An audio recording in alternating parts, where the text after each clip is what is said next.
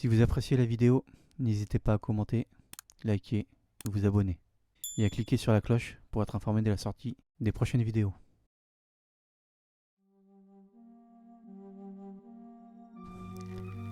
Rapproche-toi. En fait, je l'avais vu en rentrant de l'école. Il avait l'air sale et dérangé. Et nous regardait fixement pendant que notre bus passait.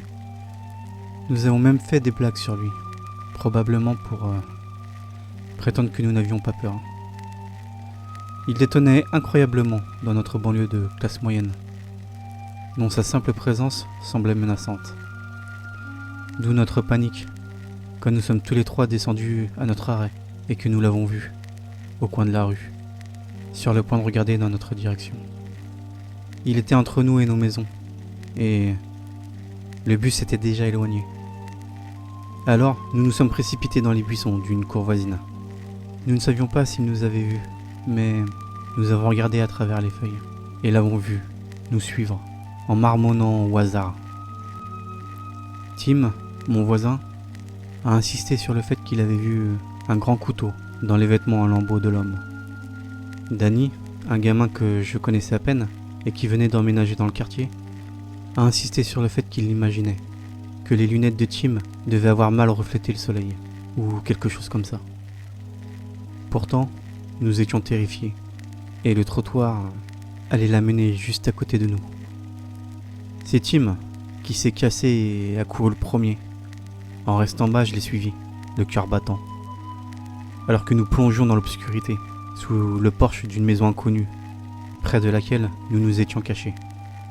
Alors que nous serrions nos corps contre la terre, le bois crasseux se pressait contre notre dos, nous laissant à peine assez d'espace pour respirer. De notre cachette, nous pouvions voir l'homme dérangé se diriger vers la cour devant nous et commencer à chercher autour, heurtant les buissons et marmonnant avec colère. J'ai réalisé alors que Danny n'était pas avec nous, mais je n'avais pas vu où il était allé. Tim avait perdu ses lunettes dans les buissons, et il s'était simplement blotti dans l'ombre, à côté de moi, dans une terreur presque aveugle. Nous sommes restés là, en silence, attendant. De temps en temps, chaque fois que je pensais pouvoir sortir en toute sécurité, des pas se glissaient sur le porche en bois, au-dessus de nous. Tim a failli éternuer une fois, mais j'ai couvert sa bouche et son nez de peur. Nous avons attendu si longtemps que le ton de la lumière du soleil a commencé à changer. Nous n'avions pas entendu l'homme chercher depuis un moment, et je m'apprêtais à jeter un coup d'œil, lorsque des pas ont retenti, et qu'un bruit sourd a frappé le bois, juste au-dessus de nous.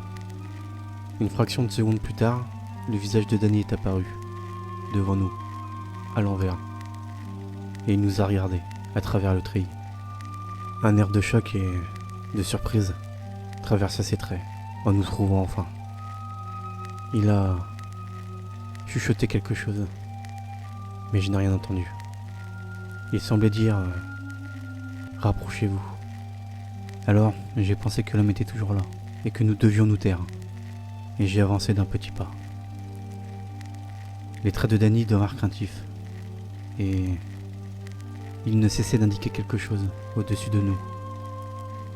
Étrangement, je ne pouvais toujours pas l'entendre. Ses yeux semblaient alors s'assombrir, et je m'avançais un peu plus. Je me figeais un instant d'horreur, puis reculais. Tim m'a dit « Qu'est-ce qu'il a dit ?» Et j'ai juste secoué la tête, complètement sous le choc. Danny n'avait pas dit « Approche-toi ». Il avait mimé « Il est là-haut ». Le vagabond était assis sans le savoir, juste au-dessus de nous, attendant, parce qu'il savait que nous devions être quelque part dans la cour. Il n'y avait rien d'autre à faire qu'attendre, en silence, essayant de ne pas crier. J'étais content que Tim ait perdu ses lunettes. Je restais allongé là, alors que l'obscurité descendait, attendant dans une terreur inébranlable, et essayant de ne pas sentir le regard vitreux de la tête coupée de Danny, alors qu'elle reposait dans l'herbe, à un pied de là.